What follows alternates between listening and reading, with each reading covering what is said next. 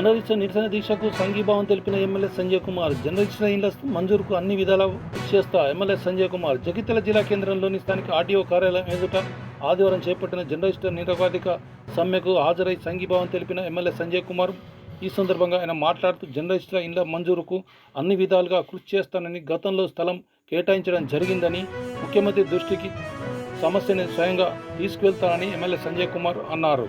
మీరు సానుకూలంగా ఉన్నందుకు ధన్యవాదాలు. మేమంతా కూడా మళ్ళీ చర్చించుకొని మీ యొక్క ప్రతిపాదనను మళ్ళీ మీకు తెలియజేస్తామని ఈ సందర్భంగా తెలియజేస్తున్నాం. తప్పకుండా తీసుకుంటామని చెప్పి సందర్భంగా తెలియజేస్తాను. మరి మీ మొదటి టర్మ్లో కొద్దిట్లతో తోడుకోవడం జరిగింది. రెండవసారి మీరు మేము అందరం కూడా బాధపడ్డ రోజులే కరోనా. మీ పత్రికలే బంద్ అయినాయి, ప్రింటింగే బంద్ అయిపోయింది, పేపర్ వాళ్ళని ఇంటికి రానిచ్చే పరిస్థితి లేకుండా పోయింది. ఆ తర్వాత రకరకాల ఎలక్షన్స్, మళ్ళీ మీ అందరి సహకారం, జగిత్యాల నియోజకవర్గ ప్రజల సహకారంతో గెలవడం జరిగింది. మరి గెలిచిన నేను జగిత్యాల నియోజకవర్గ ప్రజలకు కావచ్చు, పట్టణంలోని వివిధ వర్గాలకు విస్తృతంగా సేవ చేయాలంటే ప్రభుత్వంతో కలిసి నడుస్తూనే చేయగలుగుతానే ఒక భావన నాకు ఏర్పడడం, కొందరు పెద్దలు, ఈ ప్రాంత నాయకులు సలహాల మేరకు, ప్రజల అభిప్రాయం కూడా అదే విధంగా ఉన్నదన్న మేరకు నేను గౌరవ ముఖ్యమంత్రి రేవంత్ రెడ్డి గారి నేతృత్వంలో ప్రభుత్వంతో కలిసి పనిచేయడం జరుగుతూ ఉంది. నేను ముఖ్యమంత్రి గారిని కలిసిన సందర్భంలో మన ప్రాంతానికి కావాల్సిన వివిధ అంశాలు దాదాపు 13-14 వారి ముందు ఉంచడం జరిగింది. అందులో జర్నలిస్టుల స్థల విషయం కూడా ఒకటని చెప్పి మీకు ఈ సందర్భంగా తెలియజేస్తా ఉన్నా. ఇదేదో మాట వరుసకు మీరు ఇక్కడ దీక్ష చేస్తున్నారని చెప్పడం కాదు. గతంలో కూడా మీకోసం నర్సింగాపూర్లో ఐడెంటిఫై చేసాం.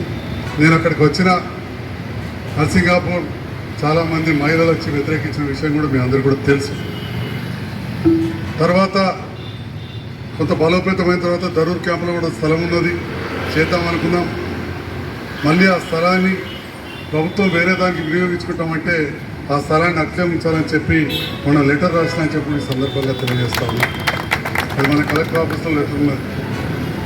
దాంతో పాటుగా మొన్న ఈ మధ్యకాలంలో మళ్ళీ కూడా ముఖ్యమంత్రి గారు కలిసినప్పుడు మాట్లాడితే మొన్ననే హైదరాబాద్కి క్లియర్ చేసినాం, ఇవి ఆలోచిస్తామని చెప్పిండ్రు. మన రెవెన్యూ శాఖ మంత్రి పొంగులేటి శ్రీనివాసరెడ్డి గారికి నేను ఇచ్చిన వినతి పత్రంలో కావచ్చు, గౌరవ ముఖ్యమంత్రి గారి సలహాదారైన వేం నరేందర్ రెడ్డి గారికి నేను వారి ప్రభుత్వంతో కలిసి పనిచేస్తాన సందర్భంలో ఇచ్చిన వినతి పత్రంలో ఈ విషయం ఉండదని చెప్పి ఈ సందర్భంగా మీ పత్రికా ముఖంగా నేను తెలియజేస్తా ఉన్నా.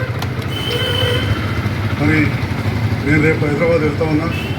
మీరెవరైనా వస్తే కూడా గౌరవ ముఖ్యమంత్రి గారి సలహాదారు వేం నరేందర్ రెడ్డి గారు రేపు అసెంబ్లీలో మన సెక్రటేరియట్లో ఉంటారని చెప్పి తెలిసింది. మీరు ఇద్దరు కానీ ముగ్గురు కానీ బాధ్యులు నలుగురు వస్తే నేను గౌరవ ముఖ్యమంత్రి గారి సలహాదారు, అదేవిధంగా పబ్లిక్ అఫేర్స్ చూసే వేం నరేందర్ రెడ్డి గారిని కల్పిస్తా.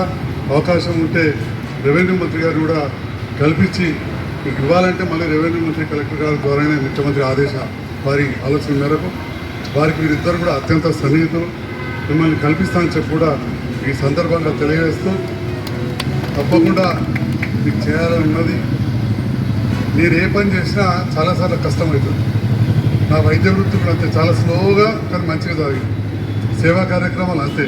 రాజకీయ జీవితం కూడా మొదట్లో అడ్డంకులు వస్తూ మీ అందరి సహకారంతో, ప్రజల అభిమానంతో నేను రెండవసారి మళ్ళీ శాసనసభకు ఎన్నికైనా.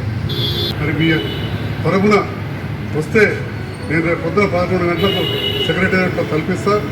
ముఖ్యమంత్రి గారి సలహాదారు సీనియర్ నాయకులు వేం నరేందర్ రెడ్డి గారు ఉంటారని తెలిసింది. నేను అడిగినా మీరు వస్తే వారికి ఒకసారి కల్పిస్తాను చెప్పి తెలియజేస్తాను. Thank you.